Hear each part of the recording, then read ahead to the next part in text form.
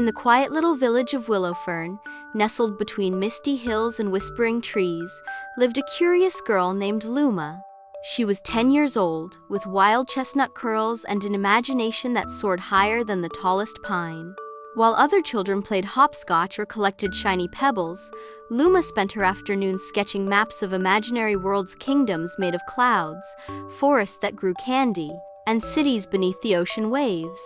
One rainy afternoon, while exploring the attic of her grandmother's old cottage, Luma stumbled upon a peculiar object. It was a compass, but unlike any she'd ever seen. Its casing shimmered like silver soap bubbles, and instead of pointing north, the needle spun wildly until it finally stopped, pointing directly upward. A strange inscription circled its edge. "Where dreams drift, so does your path." Without hesitation, Luma held the compass high and the room tilted.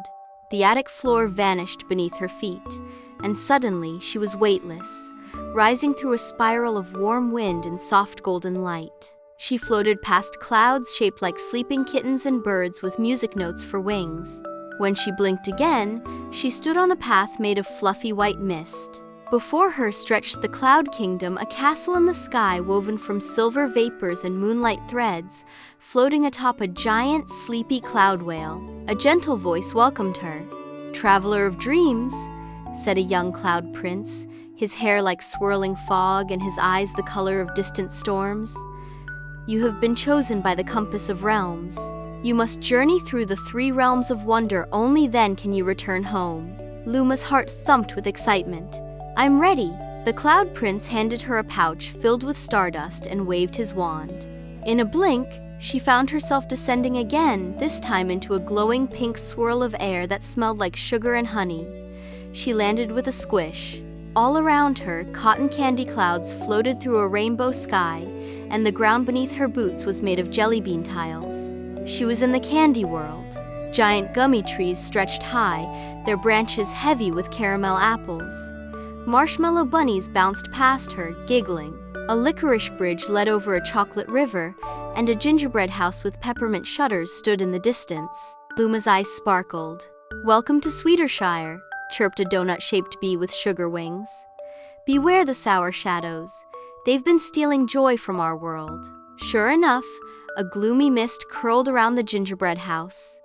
From it slithered creatures with lemon slice eyes and sticky, sour tentacles. Luma opened her pouch of stardust and flung it toward them.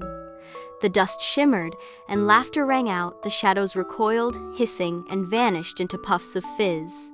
"You saved us!" cried the Jelly Mayor, handing her a golden lollipop key. "You'll need this to unlock the next portal." Luma smiled and pressed the key into the compass of realms. With a whirl of color, the candy clouds faded, and she was plunged beneath sparkling turquoise waters. She wasn't wet instead. The water felt like silk, and she could breathe as easily as on land. She had entered the final realm, the underwater city of Lumora. Glowing jellyfish lit her way as she swam past coral towers, seashell palaces, and schools of fish that shimmered like stained glass. Merfolk in elegant robes glided past, their eyes wide with wonder.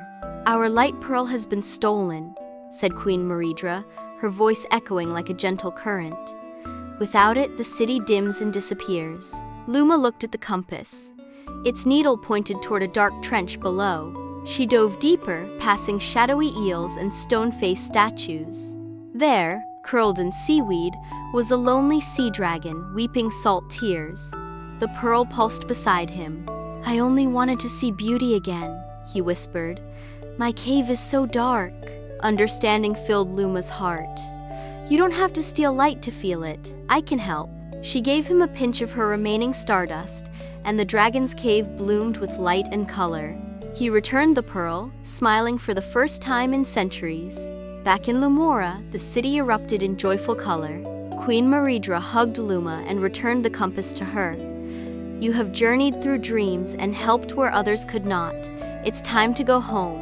A soft wind swirled around her once more. Luma closed her eyes. When she awoke, she was back in her grandmother's attic, the compass resting in her palm, quiet now. But outside, the sky was bluer than she remembered. The clouds looked softer. And if she listened closely, she could still hear the whisper of waves and laughter carried on candy-sweet winds. And in her pocket, a single glowing jelly bean, proof that dreams are real. The end.